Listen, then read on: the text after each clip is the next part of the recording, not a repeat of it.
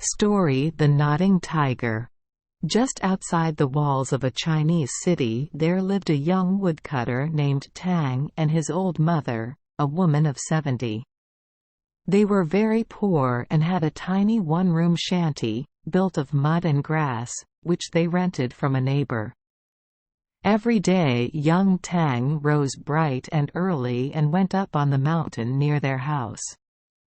There he spent the day cutting firewood to sell in the city nearby. In the evening he would return home, take the wood to market, sell it, and bring back food for his mother and himself. Now, though these two people were poor, they were very happy, for the young man loved his mother dearly, and the old woman thought there was no one like her son in all the world. Their friends, however, felt sorry for them and said, "What a pity we have no grasshoppers here, so that the Tangs could have some food from heaven." One day young Tang got up before daylight and started for the hills, carrying his axe on his shoulder. He bade his mother goodbye, telling her that he would be back early with a heavier load of wood than usual, for the morrow would be a holiday and they must eat good food. All day long Widow Tang waited patiently, saying to herself over and over as she went about her simple work, the good boy, how he loves his old mother." In the afternoon she began watching for his return, but in vain. The sun was sinking lower and lower in the west, but still he did not come. At last the old woman was frightened. "My poor son," she muttered. "Something has happened to him." Straining her feeble eyes, she looked along the mountain path. Nothing was to be seen there but a flock of sheep following the shepherd. "Woe is me," moaned the woman. "My boy! My boy!" She took her crutch from its corner and limped off to a neighbor's house to tell him of her trouble and beg him to go and look for the missing boy. Now this neighbor was kind-hearted, and willing to help old Mother Tang, for he felt very sorry for her. "There are many wild beasts in the mountains," he said, shaking his head as he walked away with her, thinking to prepare the frightened woman for the worst, "and I fear that your son has been carried off by one of them." Widow Tang gave a scream of horror and sank upon the ground. Her friend walked slowly up the mountain path, looking carefully for signs of a struggle. At last, when he had gone halfway up the slope, he came to a little pile of torn clothing spattered with blood. The woodman's axe was lying by the side of the path, also his carrying pole and some rope. There could be no mistake. After making a brave fight, the poor youth had been carried off by a tiger. Gathering up the torn garments, the man went sadly down the hill. He dreaded seeing the poor mother and telling her that her only boy was indeed gone forever. At the foot of the mountain he found her still lying on the ground. When she looked up and saw what he was carrying, with a cry of despair she fainted away. She did not need to be told what had happened. Friends bore her into the little house and gave her food, but they could not comfort her. "Alas," she cried, "of what use is it to live? He was my only boy. Who will take care of me in my old age? Why have the gods treated me in this cruel way?" She wept, tore her hair, and beat her chest, until people said she had gone mad. The longer she mourned, the more violent she became. The next day, however, much to the surprise of her neighbors, she set out for the city, making her way along slowly by means of her crutch. It was a pitiful sight to see her, so old, so feeble, and so lonely. Everyone was sorry for her and pointed her out, saying, "See, the poor old soul has no one to help her." In the city she asked her way to the public hall. When she found the place she knelt at the front gate, calling out loudly and telling of her ill fortune. Just at this moment the mandarin, or city judge, walked into the courtroom to try any cases which might be brought before him. He heard the old woman weeping and wailing outside, and bade one of the servants let her enter and tell him of her wrongs. Now this was just what the widow Tang had come for. Calming herself, she hobbled into the great hall of trial. "What is the matter, old woman? Why do you raise such an uproar in front of my yamen? Speak up quickly and tell me of your trouble." "I am old and feeble," she began, "lame and almost blind. I have no money and no way of earning money. I have not one relative now in all the empire. I depended on my only son for a living. Every day he climbed the mountain, for he was a woodcutter, and every evening he came back home, bringing enough money for our food. But yesterday he went and did not return. A mountain tiger carried him off and ate him, and now, alas! There seems to be no help for it. I must die of hunger. My bleeding heart cries out for justice. I have come into this hall today, to beg your worship to see that the slayer of my son is punished. Surely the law says that none may shed blood without giving his own blood in payment." "But, woman, are you mad?" cried the mandarin, laughing loudly. "Did you not say it was a tiger that killed your son? How can a tiger be brought to justice? Of a truth, you must have lost your senses." The judge's questions were of no avail. The widow Tang kept up her clamor. She would not be turned away until she had gained her purpose. The hall echoed with the noise of her howling.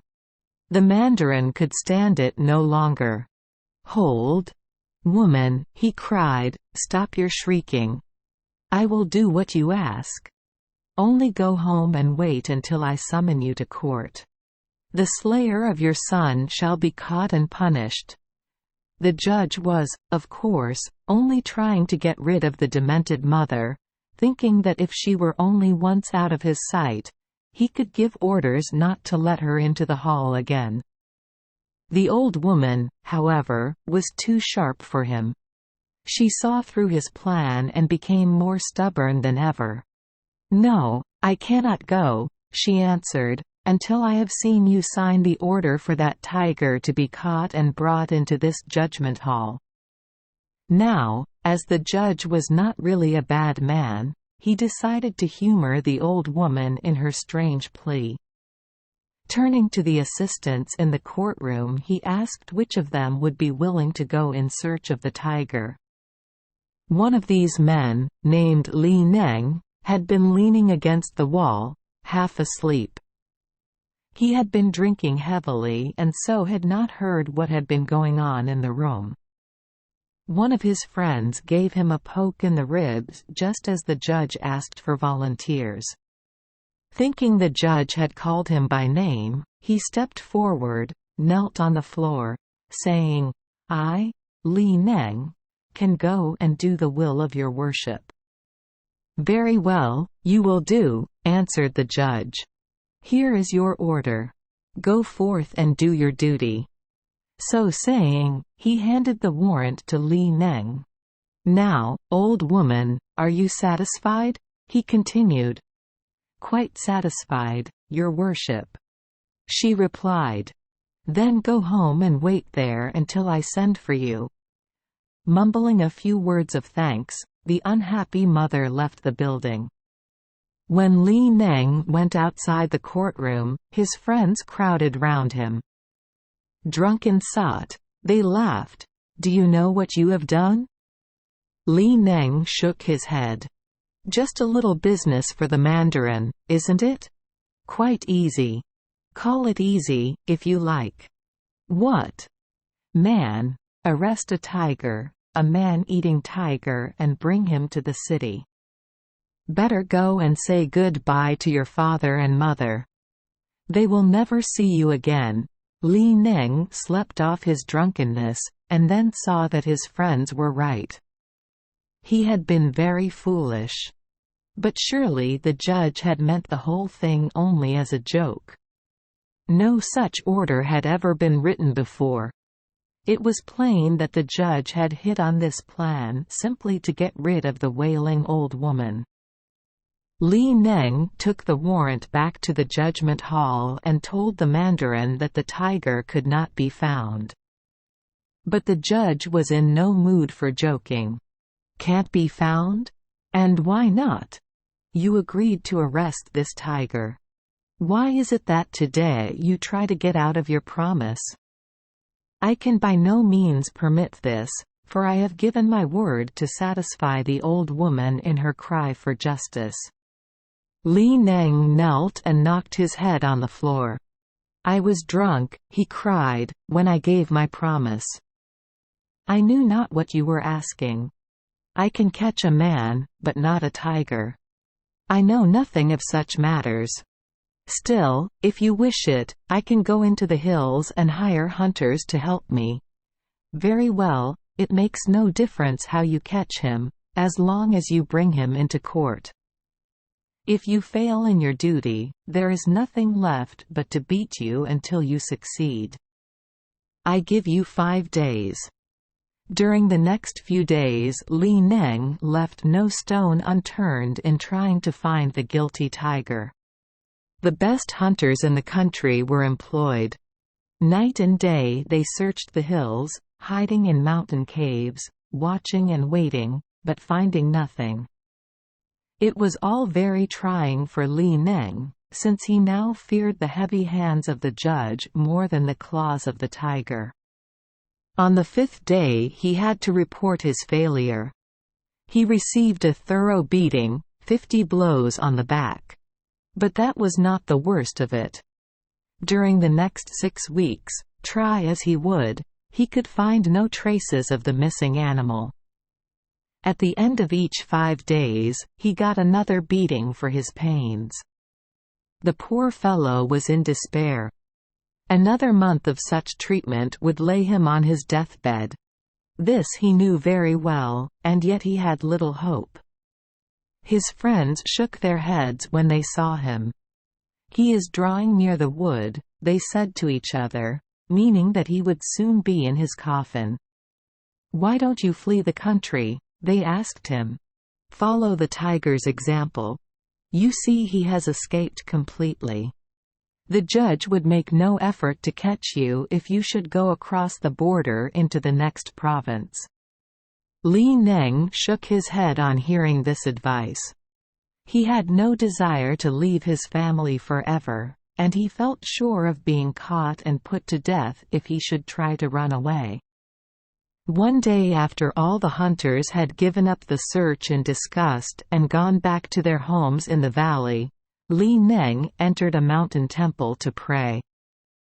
The tears rained down his cheeks as he knelt before the great fierce-looking idol. "Alas! I am a dead man," he moaned between his prayers. "A dead man, for now there is no hope. Would that I had never touched a drop of wine." Just then he heard a slight rustling nearby. Looking up, he saw a huge tiger standing at the temple gate. But Li Ning was no longer afraid of tigers. He knew there was only one way to save himself. "Ah," he said, looking the great cat straight in the eye, "you have come to eat me, have you? Well, I fear you would find my flesh a trifle tough, since I have been beaten with 400 blows during these 6 weeks. You are the same fellow that carried off the woodman last month, aren't you?" This woodman was an only son, the sole support of an old mother. Now this poor woman has reported you to the mandarin, who, in turn, has had a warrant drawn up for your arrest. I have been sent out to find you and lead you to trial. For some reason or other you have acted the coward, and remained in hiding. This has been the cause of my beating. Now I don't want to suffer any longer as a result of your murder. You must come with me to the city and answer the charge of killing the woodman." All the time Li Neng was speaking, the tiger listened closely. When the man was silent, the animal made no effort to escape, but, on the contrary, seemed willing and ready to be captured. He bent his head forward and let Li Neng slip a strong chain over it. Then he followed the man quietly down the mountain, through the crowded streets of the city, into the courtroom. All along the way there was great excitement. "The man-slaying tiger has been caught," shouted the people. "He is being led to trial." The crowd followed Li Neng into the Hall of Justice. When the judge walked in, everyone became as quiet as the grave. All were filled with wonder at the strange sight of a tiger being called before a judge. The great animal did not seem to be afraid of those who were watching so curiously. He sat down in front of the mandarin, for all the world like a huge cat. The judge rapped on the table as a signal that all was ready for the trial. "Tiger," said he, turning toward the prisoner, "did you eat the woodman whom you are charged with killing?" The tiger gravely nodded his head. "Yes, he killed my boy," screamed the aged mother. "Kill him. Give him the death that he deserves. A life for a life is the law of the land," continued the judge, paying no attention to the forlorn mother, but looking the accused directly in the eye. "Did you not know it? You have robbed a helpless old woman of her only son. There are no relatives to support her. She is crying for vengeance. You must be punished for your crime. The law must be enforced. However, I am not a cruel judge. If you can promise to take the place of this widow's son and support the woman in her old age, I am quite willing to spare you from a disgraceful death. What say you, will you accept my offer?" The tiger gravely nodded his head.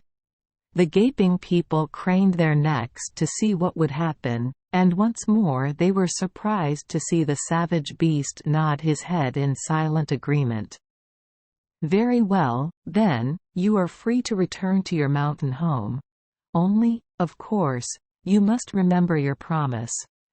The chains were taken from the tiger's neck, and the great animal walked silently out of the yamen, down the street, and through the gate opening towards his beloved mountain cave. Once more the old woman was very angry. As she hobbled from the room, she cast sour glances at the judge, muttering over and over again, "Who ever heard of a tiger taking the place of a son? A pretty game this is, to catch the brute, and then to set him free." There was nothing for her to do, however, but to return home, for the judge had given strict orders that on no account was she to appear before him again. Almost broken-hearted, she entered her desolate hovel at the foot of the mountain. Her neighbors shook their heads as they saw her.